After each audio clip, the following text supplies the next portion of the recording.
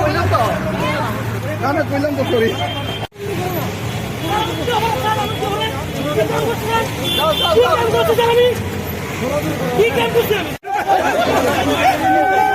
ঢুকার টাইম না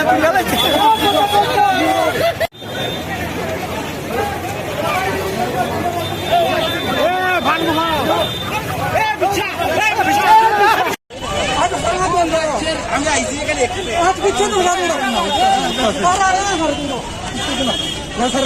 ছাত্রছাত্রীদের অ্যারেস্ট করে আপনারা নিয়ে যাচ্ছেন কি কারণ?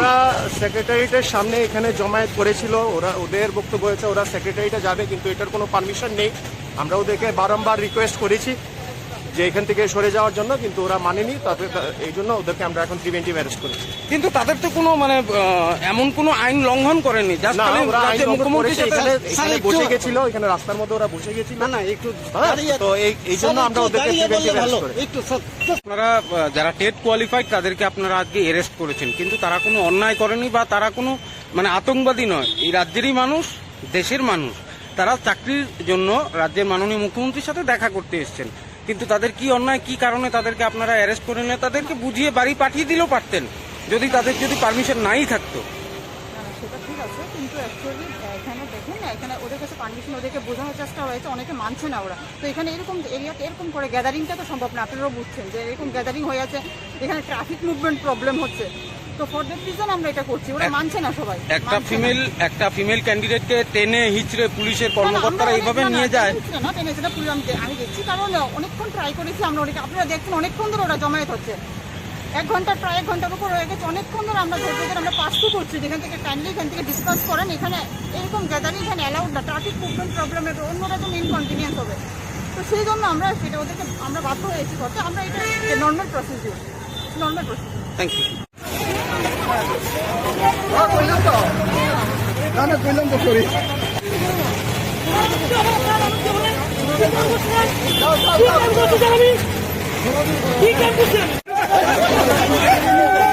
ঢুকার টাইম না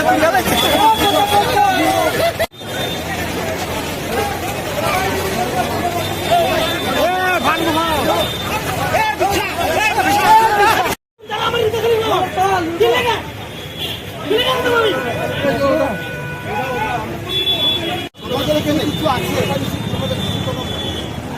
আমরা যে কথা বলছি আশা করি আপনারা তো অনেক দিন ধরে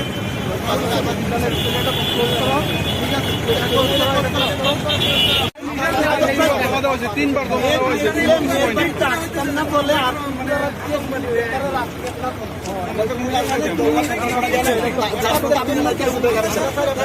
আমরা টাইম পাস করছি, একসাথে নিয়োগের জন্য দাবি জানাইছি। আর কিছু প্রত্যেকটা স্কুলের ভিতরে শিক্ষক নাই।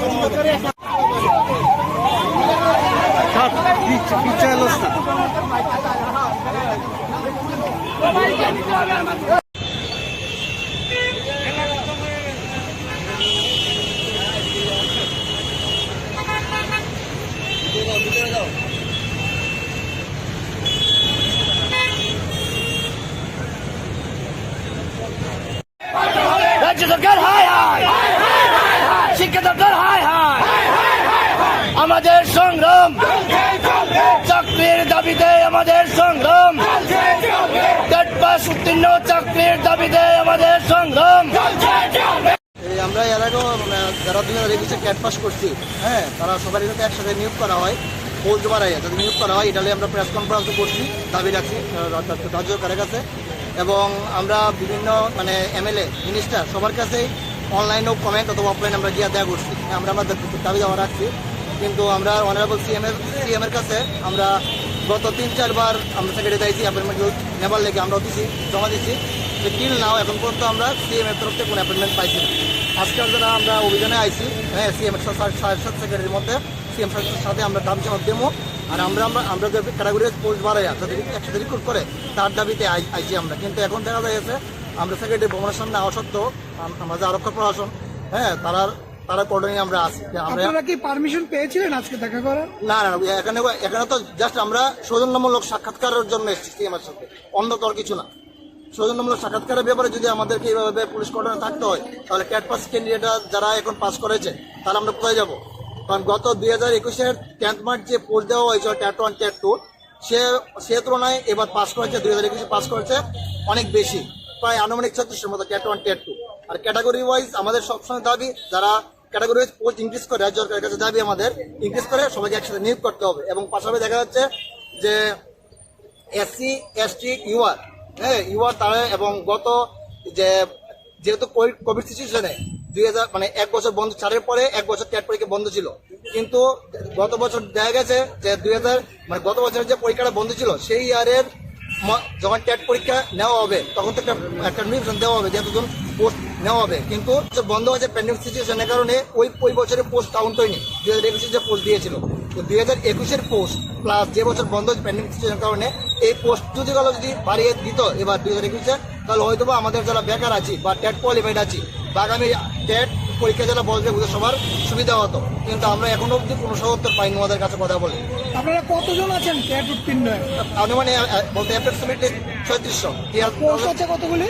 পোস্ট হচ্ছে কাছাকাছি সম্ভবত মানে উনি রতননাথ স্যার তো বলেছে যে 2625-এর উপর আর উনি লুক নেবেন না, মানে ওনাদের এখন পর্যন্ত যে সিদ্ধান্ত বারবার এগোতেই বলেছে এবং 2625 যে বলেছে তাও টেট 1 টেট 2 মিলিয়ে। হ্যাঁ, কিন্তু আমাদের দাবি হচ্ছে যদি এমন হয় তাহলে আমাদের মধ্যে অনেকেই ভরে রাখতে হবে টেট পাস করেও।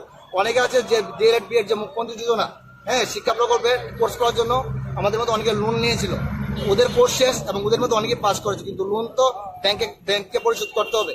হ্যাঁ, ওনারাও এখন ব্যাংক থেকে চাপ পাচ্ছে। আর পাশাপাশি যারা 2000 মানে সুপ্রিম কোর্ট রায় অনুসারে যারা 2330 চাকরি চলে গিয়েছিল, হ্যাঁ ওদের মধ্যে অনেকে এবার টেট পরীক্ষায় 2021 টেট পরীক্ষায় পাস করেছে, এদেরকে রিক্রুট করতে হবে রাজ্য সরকারকে, যেটা আমাদের দাবি। হ্যাঁ, আর পাশাপাশি অনেকে যখন টেট পরীক্ষা দিয়েছে তখন ওদের বয়স ছিল, কিন্তু এখন দেখা গেছে প্রসেসিং মানে রিক্রুটমেন্টের প্রসেসিং এর কারণে ওনারা এখন ওভার হয়ে যাচ্ছে বা হয়ে গেছে অনেকে। এই সবগুলো দিক বিচার বিবেচনা করে শিক্ষামন্ত্রী সহ মুখ্যমন্ত্রী সহ রাজ্য সরকার কাছে আমাদের বিনম্র অনুরোধ যাতে আমাদের যে দাবি দেওয়া 2021 ইংরেজিতে যারা টেট 1 টেট 2 কোয়ালিফাই করেছে ওদেরকে একসাথে রিক্রুট করতে হবে, জাস্ট এতটুকু।